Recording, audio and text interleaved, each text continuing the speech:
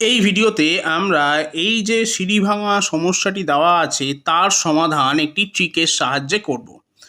ঠিক আগের ভিডিওগুলোর মতোই প্রথমেই আমরা সব শেষে অর্থাৎ সবার নিচে যে ভগ্নাংশটি দেওয়া আছে তার প্রথমে লবটিকে প্রথমে লিখব, অর্থাৎ 3কে প্রথমে লিখব, তারপর লিখব হরকে অর্থাৎ 5কে, কারণ ভগ্নাংশটি হলো 3-এর 5। এরপর আমরা দেখব এর সামনে কতগুলো এক আছে। এখানে 1টা 2টো 3টে এবং 4টে এক আছে এবং সবকটার পরেই মাইনাস চিহ্ন আছে। তাই প্রথমেই আমি 4টে জায়গা ড্র করে নেব।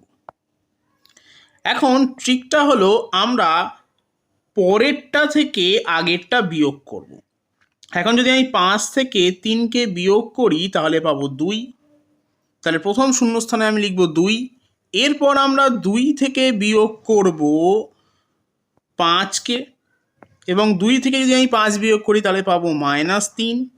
এর পরের স্টেপে আমরা একইভাবে -3 থেকে বিয়োগ করব 2কে, তাহলে পাবো -5 এবং সব শেষের স্টেপে আমরা -5 থেকে বিয়োগ করব -3কে, অর্থাৎ -5 + 3 আমি পাবো -2।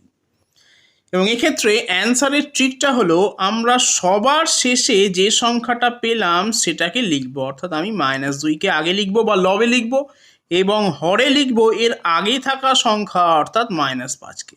এখন আমি মাইনাস মাইনাস কেটে দেবো, তাহলে আমি পাচ্ছি 2-এর 5। অতএব সঠিক উত্তর হবে অপশন বি, 2/5।